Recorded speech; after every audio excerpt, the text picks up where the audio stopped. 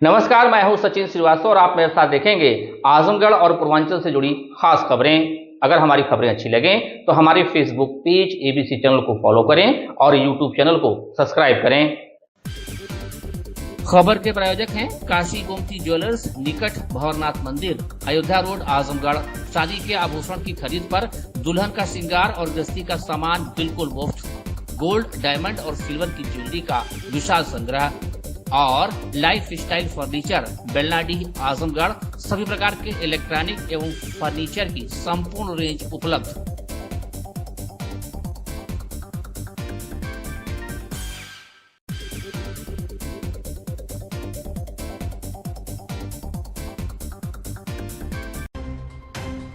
तो बड़ी खबर है आजमगढ़ से, जहां पूर्वांचल एक्सप्रेसवे के पिलर 254 पर बृहस्पतिवार को एक भीषण सड़क हादसा हो गया। हादसे में 3 लोगों की मौके पर ही मौत हो गई, जबकि 4 लोग गंभीर रूप से घायल हो गए।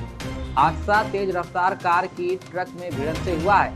टक्कर इतनी तेज थी कि कार पूरी तरह से क्षतिग्रस्त हो गई है। बता दें, पूरा मामला तो मेरठ जिले के थाना स्पर्धना क्षेत्र के अलीपुर गाँव के निवासी लोग कार से यात्रा कर रहे थे। वे मेरठ से वाराणसी इलाज के लिए जा रहे थे। इसी दौरान एक्सप्रेसवे पर आगे चल रहे एक ट्रक में तेज रफ्तार कार पीछे से जा टकराई। प्रारंभिक जांच में हादसे का कारण तेज गति और कोहरा बताया जा रहा है। हादसे में प्रिंस उम्र 10 वर्ष, उसके पिता विशेष उम्र 40 वर्ष और एक अज्ञात व्यक्ति उम्र 50 वर्ष की मौके पर ही मौत हो गई। वहीं डॉली उम्र 31 वर्ष, पत्नी विशेष अंशिका उम्र 14 वर्ष, पुत्री विशेष कार्तिक उम्र 11 वर्ष, पुत्र विशेष और सत्या उम्र 28 वर्ष गंभीर रूप से घायल हो गए हैं। सभी घायलों को उपचार के लिए जिला अस्पताल में भर्ती कराया गया है। सूचना मिलने पर मुबारकपुर थाना की पुलिस मौके पर पहुंची और घायलों को जिला मंडलीय चिकित्सालय आजमगढ़ में भर्ती कराया है। मृतकों के शव को कब्जे में लेकर पोस्टमार्टम के लिए भेज दिया गया है। पुलिस मामले की जाँच में जुटी हुई है। इस संबंध में सीओ सदर आस्था जायसवाल ने बताया कि मुबारकपुर थाना क्षेत्र में पूर्वांचल एक्सप्रेसवे के पिलर संख्या 254 पर एक वाहन कोहरे के कारण ट्रक में जा भिड़ा। सूचना मिलते ही पुलिस मौके पर पहुंची और घायलों को इलाज के लिए जिला अस्पताल भेजा और मृतकों के शवों को पोस्टमार्टम के लिए भेजा है और आगे की कार्रवाई की जा रही है। यह लोग ओमनी गाड़ी से मेरठ से वाराणसी जा रहे थे। क्या कुछ कहना है पूरे घटना को लेकर आस्था जायसवाल सीओ सदर का, सुनिए। आज दिनांक 18/12/2025 को थाना मुबारकपुर के पूर्वांचल एक्सप्रेस पर एक वाहन जिसमें 7 लोग सवार थे, जो मेरठ से बनारस जा रहे थे। ये सभी थाना सरगना जनपद मेरठ के निवासी थे। इनकी सुबह में कोहरे के कारण एक ट्रक से भिड़ंत हुई, जिसमें 3 लोगों की मृत्यु हो गई एवं 4 लोग घायल हुए और इन्हें जिला अस्पताल भिजवा दिया गया और डेड बॉडीज को मोर्चरी भिजवाकर आगे की अग्रिम विधिक कार्रवाई की जा रही है। तो ये खबर आजमगढ़ से, जहां दीवानी बार एसोसिएशन के चुनाव में नामांकन पत्रों की बिक्री के पहले दिन विभिन्न पदों के लिए कुल 48 प्रत्याशियों ने नामांकन पत्र खरीदा। दीवानी बार एसोसिएशन के चुनाव अधिकारी ब्रजेश कुमार सिंह एडवोकेट ने बताया कि अध्यक्ष तथा मंत्री पद के लिए 9 उम्मीदवारों ने पर्चा खरीदा, तो वहीं वरिष्ठ उपाध्यक्ष के लिए 7 उम्मीदवारों ने, कनिष्ठ उपाध्यक्ष के 2 पदों के लिए 3 उम्मीदवारों ने नामांकन पत्र खरीदा। सहमंत्री के 3 पदों के 11 उम्मीदवारों ने तथा ऑडिटर पद के लिए 2 उम्मीदवारों ने नामांकन पत्र खरीदा। वरिष्ठ कार्यकारिणी के 6 पदों के लिए 6 उम्मीदवारों ने पर्चा खरीदा, जबकि कनिष्ठ कार्यकारिणी के 6 पदों के लिए केवल 1 उम्मीदवार ने नामांकन पत्र खरीदा है। शुक्रवार को नामांकन पत्रों के बिक्री का अंतिम दिन है। वह चुनाव अधिकारी ब्रजेश कुमार सिंह ने बताया कि 20 दिसंबर और 22 दिसंबर को नामांकन पत्र दाखिल किए जाएंगे। नामांकन पत्रों की जांच 23 दिसंबर को होगी, जबकि 24 दिसंबर को नाम वापसी का दिन है। चुनाव 5 जनवरी को कराया जाएगा, जबकि मतगणना अगले दिन 6 जनवरी को होगी। चुनाव कार्यक्रमों की घोषणा होते ही बार एसोसिएशन की वोटर लिस्ट भी जारी कर दी गई। कुल 2028 अधिवक्ता इस चुनाव में अपने संघ की नई कार्यकारिणी का गठन करेंगे। क्या कुछ कहना है ब्रजेश कुमार सिंह चुनाव अधिकारी का, सुनिए। अपना परिचय देते हुए जो चुनाव प्रक्रिया है कब से है, आज नामांकन बिक्री है, चुनाव कब है, पूरा प्रोसीजर बता दीजिए। ये दीवानी न्यायालय अभिभाषक संघ का जो चुनाव 2025 और 26 हो रहा है, उसमें मैं चुनाव अधिकारी हूँ। ब्रजेश कुमार सिंह एडवोकेट मेरा नाम है और मैं संघ की तरफ से चुनाव अधिकारी नियुक्त किया गया हूँ और मैंने कल ही घोषित कर दिया था सारा कार्यक्रम और आज नामांकन पत्र की बिक्री हो रही है। 1 बजे से 3 बजे तक होगी और फिर कल भी जो है 1 बजे से 3 बजे तक होगी। नामांकन दाखिला जो है वो शनिवार 20 तारीख को 11 बजे से 3 बजे तक होगा और उसके बाद सोमवार 22/12 को 22/12/25 को 12:30 से 4 बजे तक 2 दिन नामांकन होगा। 23/12 को जांच की जाएगी, जो भी नामांकन पत्र दाखिल किए जाएंगे, और 24 को वापसी है। उसी दिन फाइनल हो जाएगा कि कितने लोग इस समर में हैं, चुनावी समर में। और जो चुनाव की तिथि घोषित की गई है वह 5 जनवरी 2026 को प्रातः 9 बजे से 4 बजे तक होगी और मतगणना जो है 6 जनवरी 26 को 8 बजे से मतगणना समाप्ति तक होगी। और यहाँ बहुत अच्छा माहौल है चुनाव का। ये एक तरह से परिवार का चुनाव है और सबकी सहभागिता अच्छी तरह से रहती है, लोग सहयोग करते हैं। और मैं इस पद पर हूँ, मेरी जिम्मेदारी है और मैं दृढ़ प्रतिज्ञ हूँ कि ये चुनाव निष्पक्ष तरीके से, पारदर्शी तरीके से होगा। किसी प्रकार का कोई व्यवधान नहीं होने पाएगा। अगर कोई व्यवधान डालेगा भी तो उससे हम निपटने के लिए पूरा तैयार है। एकदम हर तरह से अच्छी तरह से चुनाव कराया जाएगा। सारे लोग साथ रहते हैं, पूरा संघ साथ रहता है, तो ऐसा यहाँ कुछ नहीं है, सब ठीक चल रहा है। नामांकन पत्रों की बिक्री शुरू हो गई है। अभी 25-30 नामांकन पत्र बिके हैं। अभी और समय है और आगे कार्रवाई होती है। क्या निवर्तमान कार्यकारिणी को भंग कर दिया गया है? देखिए, यहाँ जो वर्तमान कार्यकारिणी थी वो एल्डर कमेटी के चेयरमैन द्वारा भंग कर दी गई है और इस समय जो भी काम हो रहा है यहाँ दीवानी न्यायालय अभिभाषक संघ में, वो एल्डर कमेटी के चेयरमैन आदरणीय श्री शिव गोविंद यादव जी हैं। उनके निर्देशन में सारा कार्य हो रहा है और एक कमेटी भी गठित की गई है जो उनके निर्देश पर इस संघ का सारा कार्य देख रहे हैं। तो खबर आजमगढ़ से, जहां नाबालिग किशोरी के अपहरण और दुष्कर्म के मुकदमे में एक आरोपी को 7 वर्ष के सश्रम कारावास की सजा हुई है। 12,000 रुपये अर्थदंड भी लगाया गया है। बता दें कि नाबालिग किशोरी के अपहरण और दुष्कर्म के मुकदमे में सुनवाई पूरी करने के बाद अदालत ने एक आरोपी को 7 वर्ष के सश्रम कारावास तथा 12,000 रुपये अर्थदंड की सजा सुनाई है। यह फैसला पॉक्सो कोर्ट के जज संतोष कुमार यादव ने गुरुवार को सुनाया। अभियोजन कहानी के अनुसार बरदा थाना क्षेत्र के एक गांव से 2 जून 2016 को 16 वर्षीय नाबालिग किशोरी गायब हो गई थी। काफी खोजबीन के बाद पीड़िता के पिता ने स्थानीय थाने में गांव के ही नन्हे राम के विरुद्ध नामजद रिपोर्ट दर्ज कराई। पुलिस ने बाद में पीड़िता तथा नन्हे राम को दिल्ली से बरामद किया। मामले में जांच पूरी करने के बाद पुलिस ने आरोपी नन्हे राम के विरुद्ध चार्जशीट न्यायालय में प्रेषित कर दिया। अभियोजन पक्ष की तरफ से विशेष लोक अभियोजक अवधेश कुमार मिश्रा तथा दौलत यादव ने कुल 5 गवाहों को न्यायालय में परीक्षित कराया। दोनों पक्षों की दलीलों को सुनने के बाद अदालत ने आरोपी नन्हे राम को 7 वर्ष के सश्रम कारावास तथा 12,000 रुपये आर्थिक दंड की सजा सुनाई है। तो खबर आजमगढ़ से, जहां आईटीआई के मैदान में मंडल स्तरीय 2 दिवसीय खेलकूद प्रतियोगिता का गुरुवार को शुभारंभ हुआ, जिसमें मंडल में संचालित समस्त आईटीआई के प्रशिक्षार्थियों ने प्रतिभाग किया। कार्यक्रम में मंडल के संयुक्त निदेशक राधा कृष्ण, नागेंद्र सिंह प्रधानाचार्य, आजमगढ़ मऊ, अरुण कुमार यादव, अजय कुमार आर्य, रितेश कुमार सिंह, अजय यादव आदि लोग मौजूद रहे। प्रतियोगिता में बलिया, मऊ और आजमगढ़ के प्रशिक्षार्थियों ने भाग लिया। इस कार्यक्रम के मुख्य अतिथि उषा आर्या एवं विशिष्ट अतिथि अमित लता सिंह ने कार्यक्रम का हरी झंडी दिखाकर शुभारंभ किया। खेलकूद प्रतियोगिता में कबड्डी का पहला मैच बलिया और मऊ के बीच खेला गया, जिसमें बलिया की टीम 52-29 के अंदर से विजयी रही। वहीं वॉलीबॉल का पहला मैच आजमगढ़ ने 21-8 और 21-3 से जीता। खो खो का फाइनल मैच आजमगढ़ ने 15-17 से जीता। खो खो के मुकाबले में मऊ की टीम उप विजेता रही। वॉलीबॉल का दूसरा मैच मऊ बलिया के बीच खेला गया, जिसमें बलिया की टीम जीती। वहीं महिलाओं की कबड्डी के फाइनल में आजमगढ़ की टीम 34-7 से विजयी रही, जबकि मऊ उप विजेता बना। पुरुषों के कबड्डी प्रतियोगिता में आजमगढ़ ने मऊ को 65-27 से हराया। प्रतियोगिता का समापन शुक्रवार को किया जाएगा, जिसमें विजयी टीम के पुरस्कृत किया जाएगा। क्या कुछ कहना है राधा कृष्ण संयुक्त निदेशक, उषा आर्या मुख्य अतिथि और अमित लता सिंह विशेष अतिथि का सुनिए।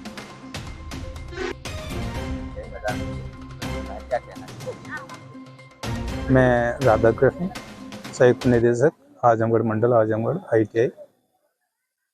मैं आज जो मंडली स्त्री प्रतियोगिता चल रही है वो आज जैसे मेरा 25 साल हो गए मुझे इस विभाग में।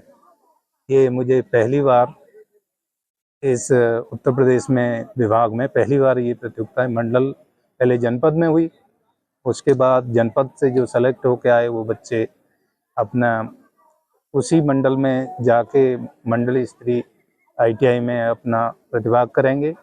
इसी क्रम में ये आज बच्चे हमारे यहाँ उपस्थित हुए हैं। जो भी बच्चे इस प्रतियोगिता में विजयी होंगे उनको ये कल 19 तारीख को इनको सम्मानित किया जाएगा।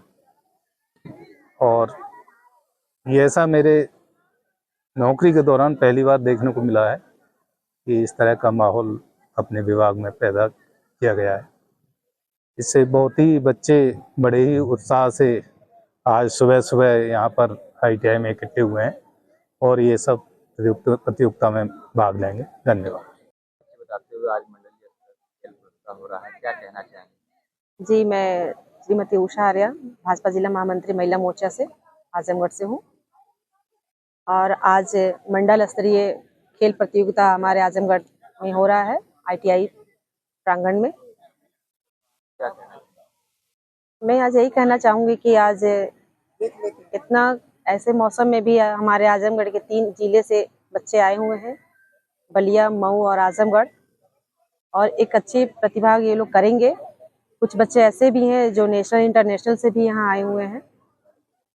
मैं अपनी इन लोग को सारी शुभकामनाएं बधाई देना चाहूँगी। ये लोग आगे भी अच्छा खेलें और इंटरनेशनल लेवल पर जाएं। सरकार के माध्यम से लगातार ऐसे योजनाएं चल रही हैं। जी, सरकार के माध्यम से हमारी सरकार ने बच्चों के लिए इतना बहुत अच्छा ही योजना ये रखा है कि पढ़ाई के साथ साथ ये खेल में भी आगे जाएं, और खास करके बेटियां भी आगे जा रही है। बेटियां भी बहुत चढ़ बढ़ के हिस्सा ली हुई है, काफी बड़े मात्रा में आई हुई है। क्या कहना चाहेंगे? मैं बच्चों को बहुत बहुत बधाई दे रही हूँ और मैं ये कहना चाहती हूँ कि इतनी भीषण ठंडी में बच्चे 3 जिले से यहाँ पे आए हुए हैं, उन लोग का चयन हुआ है मंडलीय स्तर पे, और जो भी विजयी होंगे कल उन्हें प्रमाण पत्र और दिया जाएगा। मैं उन बच्चों को ये कहना चाहती हूँ कि बच्चे खेल जो आजकल हमारे जीवन में बहुत ही अभिन्न अंग बन गया है, जो खेल के साथ साथ बच्चे पढ़ाई भी कर रहे हैं और पढ़ाई के साथ साथ खेल के साथ अपने देश और प्रदेश का नाम रोशन कर रहे हैं। मैं उन बच्चों को बहुत बहुत बधाई दे रही हूँ। वो बच्चे अपने जीवन में ऐसे ही तरक्की करते रहे और आगे बढ़ते रहे। तो ये खबर आजमगढ़ से, जहाँ रिजर्व पुलिस लाइन आजमगढ़ स्थित ग्राउंड में 15 दिसंबर से आयोजित 4 दिवसीय वॉलीबॉल एवं बैडमिंटन प्रतियोगिता का गुरुवार को उत्साहपूर्वक माहौल में भव्य समापन हुआ। प्रतियोगिता का शुभारंभ वरिष्ठ पुलिस अधीक्षक आजमगढ़ डॉक्टर अनिल कुमार द्वारा दीप प्रज्वलन कर किया गया। प्रतियोगिता के चौथे दिन गुरुवार को खेले गए वॉलीबॉल के फाइनल मुकाबले में रिजर्व पुलिस लाइन आजमगढ़ की टीम ने उत्कृष्ट सामूहिक प्रदर्शन करते हुए पुलिस उप महानिरीक्षक आजमगढ़ परिक्षेत्र आजमगढ़ की टीम को 3-1 से पराजित कर विजेता ट्रॉफी अपने नाम की। मुकाबला अत्यंत रोमांचक रहा, जिसमें दोनों टीमों के खिलाड़ियों ने अनुशासन, खेल भावना एवं जुझारूपन का परिचय दिया। बैडमिंटन प्रतियोगिता में मेंस सिंगल फाइनल में विनेश सिंह ने अनीश मौर्य को पराजित कर प्रथम स्थान प्राप्त किया। वहीं मेंस डबल फाइनल में इंद्रजीत एवं कमलेश कुमार की जोड़ी ने रवि गुप्ता एवं बजरंगी बली पाल की जोड़ी को हराकर खिताब अपने नाम किया। मुख्य अतिथि वरिष्ठ पुलिस अधीक्षक आजमगढ़ डॉक्टर अनिल कुमार ने विजेता एवं उप विजेता टीम को बधाई देते हुए खिलाड़ियों का उत्साहवर्धन किया एवं ऐसे आयोजनों को पुलिसकर्मियों के शारीरिक एवं मानसिक विकास के लिए आवश्यक बताया। समारोह में अपर पुलिस अधीक्षक नगर मधुबन कुमार सिंह, अपर पुलिस अधीक्षक यातायात विवेक त्रिपाठी, क्षेत्राधिकारी नगर लाइन शुभम तोदी, क्षेत्राधिकारी लालगंज भूपेश कुमार पांडे, क्षेत्राधिकारी सदर आस्था जायसवाल, प्रतिशत निरीक्षक पुलिस लाइन सहित अन्य अधिकारी एवं कर्मचारीगण उपस्थित रहे। क्या कुछ कहना है डॉक्टर अनिल कुमार, SSP आजमगढ़ का सुनिए। इस टूर्नामेंट में पार्टिसिपेट करने वाली दोनों टीमें हमारे SP सभी साहब, SP ट्रैफिक साहब, श्री साहब, तो इस प्रतियोगिता के आयोजक हैं RI साहब और उनकी टीम यहाँ उपस्थित पुलिसकर्मी। मेरे ख्याल से 5-7 दिन से टूर्नामेंट चल रहा है और 4 दिन से बड़ा अच्छा आयोजन हुआ। मेरा हमेशा तो ये बड़ी खबर है आजमगढ़ से, जहां शादी का झांसा देकर संबंध बनाने वाले और इससे पैदा हुए बच्चे के अस्पताल से गायब होने पर पुलिस की जांच में बच्चा चोरी का आरोप गलत दुष्कर्म का मुकदमा दर्ज। बता दें तो खबर आजमगढ़ से है, जहां पवई थाना क्षेत्र की रहने वाली पीड़िता ने आरोप लगाया है कि अरवला थाना क्षेत्र में समसल्लीपुर निवासी युवक ने शादी का झांसा देकर शारीरिक संबंध बना लिया था। इससे पवई स्वास्थ्य केंद्र पर 15 दिसंबर को एक बच्चे का जन्म हुआ, जिसको आरोपी ने गायब कर दिया। पुलिस ने जांच की तो बच्चा भर्ती पीड़िता के पास मिला। सीओ फूलपुर ने बताया कि दुष्कर्म का मुकदमा दर्ज किया गया है। क्या कुछ कहना है किरण पाल सिंह सीओ फूलपुर का, सुनिए। आज दिनांक 17/12/25 को थाना पवई पर आवेदिका ने एक पिता तहरीर दिया कि सनी पुत्र अज्ञात निवासी समसल्लीपुर थाना अहरोला जनपद आजमगढ़ द्वारा उसके साथ शादी का झांसा देकर शारीरिक संबंध बनाए, जिससे वह गर्भवती हो गई। दोनों के संसर्ग से दिनांक 15/12/25 को एक बच्चा CSC पवई में पैदा हुआ। आवेदिका ने आरोप लगाया कि बच्चा चोरी हो गया, जबकि सत्यता यह है कि बच्चा उसके पास है तथा आवेदिका द्वारा शादी का झांसा देकर बलात्कार करने के संबंध में तहरीर दी, जिस पर मुकदमा अपराध संख्या 334/25 धारा 69 BNS पंजीकृत किया गया। विधिक कार्रवाई की जा रही है। तो एक खबर आजमगढ़ से है, जहां विकास प्राधिकरण पर भ्रष्टाचार का आरोप लगाते हुए भारतीय जनता पार्टी आजमगढ़ के नेता व उत्तर प्रदेश अभिभावक महासंघ के सचिव गोविंद दुबे की अगुवाई में 4 सूत्रीय मांगों को लेकर गुरुवार को डॉक्टर अंबेडकर पार्क में धरना दिया गया। धरने में आजमगढ़ विकास प्राधिकरण में व्याप्त भ्रष्टाचार अनियमितताओं के खिलाफ जमकर नारेबाजी की गई। धरने को संबोधित करते हुए भाजपा नेता व महासंघ के सचिव गोविंद दुबे ने कहा कि योगी सरकार के भ्रष्टाचार मुक्त सपने को आजमगढ़ विकास प्राधिकरण पूरा नहीं होने दे रहा। एडीए की कार्यशैली ऐसी हो चुकी है कि वह भ्रष्टाचार और अनियमितताओं का पर्याय बन चुका है। इतना ही नहीं, भू उपयोग परिवर्तन नक्शा पास कराने, अवैध निर्माण संरक्षण तथा नियमों का खुला उल्लंघन किया जा रहा है। एडीए की पहचान भ्रष्टाचार, अनियमितता, अवैध निर्माण को संरक्षण, नोटिस, दबाव देकर जनता का शोषण करना हो चुका है, जिससे जनता कराह रही है। इस पर अंकुश लगाने तक हम एडीए के विरुद्ध अपनी आवाज बुलंद रखेंगे। शर्मानंद पांडे ने कहा कि तहसील सदर के नीबी के घाटा संख्या 139 का भू प्रयोग कृषिगत हरित जोन दिखाकर उसकी बाउंड्री और अस्थायी निर्माण को ध्वस्त कर दिया गया और उसी घाटे की अन्य 12 रजिस्ट्री पर कोई कार्रवाई न कर अपने दोहरी मानसिकता को उजागर कर रही है। ऐसे एक पक्षी कार्रवाइयों से जनता में गहरा असंतोष व्याप्त है। श्री पांडे ने कहा कि हमारी 4 सूत्रीय मांगों में एडीए के सभी संदिग्ध कार्यों की स्वतंत्र एवं निष्पक्ष जांच हो, दोषी अधिकारियों कर्मचारियों पर कठोर कार्रवाई सुनिश्चित हो, नक्शा स्वीकृत एवं निर्माण संबंधी प्रक्रिया को पारदर्शी और ऑनलाइन और ट्रैक योग्य बनाया जाए व आम जनता की शिकायतों का समयबद्ध निस्तारण शामिल है। समाज सेवी डीएन सिंह ने कहा कि कानून की किताब में व्यवस्थाएं लोकहित में संचालित होती हैं, लेकिन एडीए आजमगढ़ के अधिकारी कर्मचारी चपरासी अपने शर्तों पर धन उगाही करते हैं और जनता का शोषण कर रहे हैं, जिससे कभी बर्दाश्त नहीं किया जाएगा। धरने को समर्थन करने वालों में डॉक्टर राकेश राय, अरुण चौरसिया, अनिल तिवारी, सुजीत मिश्रा, देवनारायण सिंह, बलबीर सिंह, युधिष्ठिर दुबे, संदीप सिंह, रिंकू, आशीष तिवारी, दीना मिश्रा आदि शामिल रहे। क्या कुछ कहना है गोविंद दुबे भाजपा नेता का, सुनिए। क्या कारण है? आज कलेक्ट्रेट आजमगढ़ के इस परिसर में बाबा भीमराव अंबेडकर के प्रतिमा के नीचे आज ये आजमगढ़ विकास प्राधिकरण द्वारा व्याप्त भ्रष्टाचार के विरोध में एक धरने का आयोजन किया गया है। वो 1 दिवसीय धरना रहेगा आज का, और आज हम जिलाधिकारी को इस धरने के माध्यम से, सरकार को इस धरने के माध्यम से अवगत कराएंगे कि आजमगढ़ विकास प्राधिकरण में कर्मचारियों, अधिकारियों, चपरासियों द्वारा लूट और भ्रष्टाचार के जो काम रोजाना स्तर पे हो रहे हैं उनको दूर किया जाए, या जो त्रुटियां हुई हैं, हाल में बहुत ऐसे काम हुए हैं जो कि अक्षम्य हैं और जो न्याय संहिता के विरुद्ध हैं, तो उन पे आमूलचूल कंप्लायंस करके उसको सुधारा जाए। और अगर ऐसा नहीं होता है तो आने वाले 15-20 दिनों के बाद हम इस धरने का स्वरूप बदल के क्रमिक अनशन और आमरण अनशन तक ले जाएंगे, जब तक कि इस विभाग में और इस विभाग के अधिकारी, कर्मचारी और इसके ऊपर के अधिकारियों पे लगाम नहीं लग जाती है। आपके साथ जो ज्यादती हुई, जो डीए ने कार्रवाई की थी, मैं मेरे साथ जायज़ती हुई, मैं उसको जायज़ती नहीं समझता हूँ। मैं तो सरकार द्वारा जो भी आदेश आया मेरे पास ध्वस्तीकरण के दिन, उसके पहले मेरे पास कोई सूचना नहीं थी। सूचनाएं बताई, उसी दायरे में तो बहुत से लोग हैं। मैं बता रहा हूँ, जैसे आपने मेरा सवाल कर दिया, मैं अपने सवाल से इतर, चूँकि मैं कभी भी लड़ाई अपने लिए नहीं लड़ा। इसके पूर्व में अभिभावक महासंघ की भी लड़ाई लड़ी आप लोगों के साथ, आप लोगों ने सहयोग दिया, साथ दिया, बहुत लंबी लड़ाई लड़ी गई प्रदेश तक। तो मैं कभी अपने लिए नहीं लड़ा।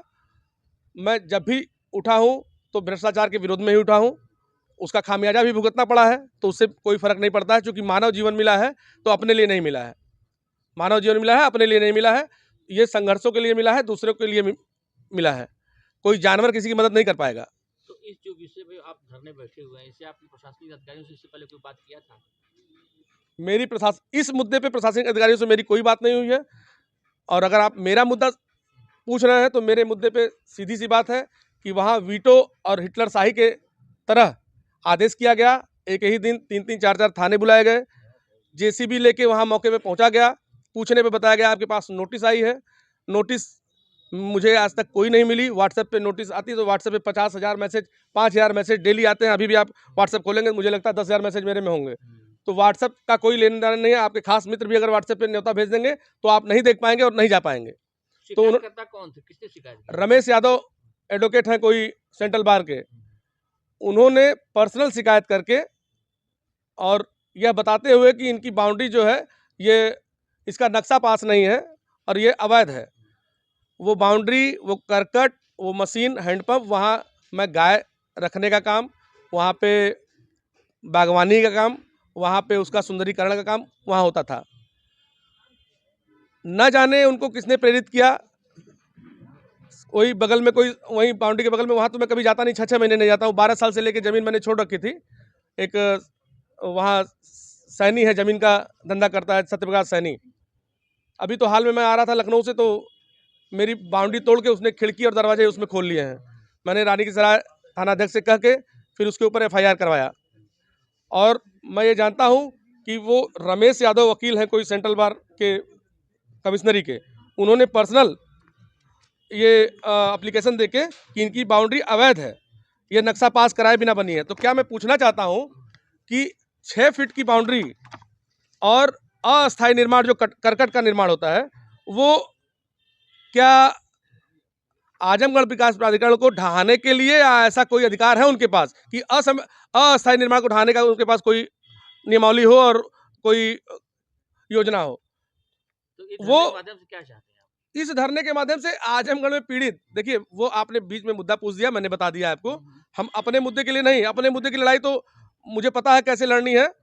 अगर 139 गाटा संख्या को भूप्रयोग कृषिगत हरित जोन दिखाकर अगर वो 6 फुट की बाउंड्री को और हमारे करकट को धराशायी किया गया जहाँ गौपालन में करता था, तो हमको और कुछ नहीं चाहिए। 139 गाटा संख्या ग्राम नीबी के अंतर्गत, 139 गाटा संख्या के अंतर्गत जो भी लैंड और आती है, उसमें अगर किसी का मकान, दुकान और हवेली बनी हो तो उसको भी धराशायी करने का आदेश देना चाहिए। बड़ी इमारतें खड़ी हो रही जी।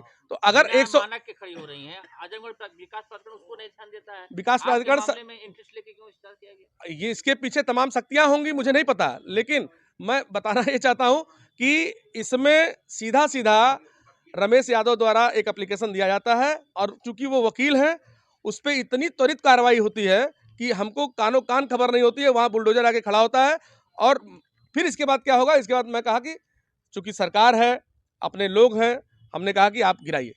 और मैं अपने सामने, उन्होंने स्पार्ट मेमो में लिखा भी है कि इनके सहयोग से ये कार्य किया गया, इनका कोई गतिरोध नहीं हुआ। गतिरोध क्यों करूँ भाई? जब मुझे पता ही नहीं किस काम के लिए आप आए हैं, तो मैं वहाँ निवास तो नहीं कर रहा हूँ। गाय जो वहाँ थी, वहाँ उसको हटवा दिया हमने, पूरे कटरैन को गिरा दिया उन्होंने, बाउंड्री को जितना गिराना था गिरा दिया, जो मंडलायुक्त के आदेश पे।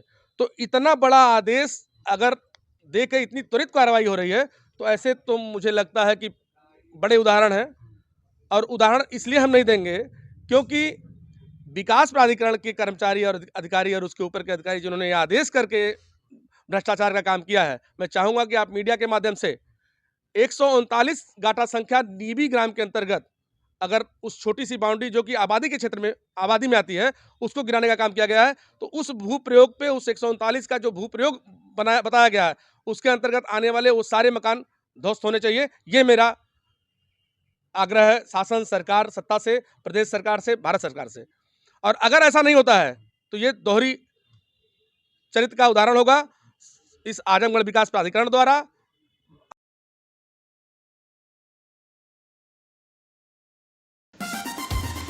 Kashi Gomti jewellers, A wing of Kashi Gomti group, निकट भंवरनाथ मंदिर, अयोध्या रोड, आजमगढ़, शादी के आभूषण की खरीद पर दुल्हन का श्रृंगार और गृहस्थी का सामान बिल्कुल मुफ्त।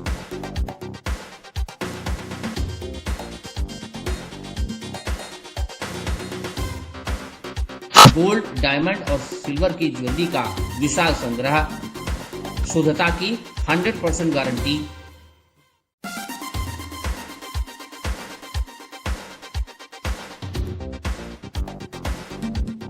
अपने खूबसूरत लम्हों को बनाएं और यादगार। पहुंचे काशी गोमती ज्वेलर्स, निकट भंवरनाथ मंदिर, Ayodhya road, Azamgarh. Lifestyle furniture, Belnadi, Azamgarh. सभी प्रकार के फर्नीचर एवं इलेक्ट्रॉनिक सामानों की भरपूर रेंज उपलब्ध। हमारे यहाँ EMI की सुविधा 0% ब्याज पर उपलब्ध। इलेक्ट्रॉनिक सामानों में LED TV, refrigerator, washing machine, air conditioner, air cooler, deep freezer, water cooler, mixer, juicer, iron, fan, induction, battery, inverter, electric geyser, gas geyser, आटा चक्की इत्यादि। फर्नीचर के सामानों में बेड, गद्दा, सिंगारदान, अलमीरा, sofa, table, chair, rack, stool, संदीली, सीढ़ी, डाइनिंग टेबल, झूला आदि। शादी विवाह की हो तैयारी या ऑफिस और घर के लिए सामानों की करनी हो खरीदारी, पहुँचिए लाइफस्टाइल फर्नीचर, बेलनाडी, आजमगढ़।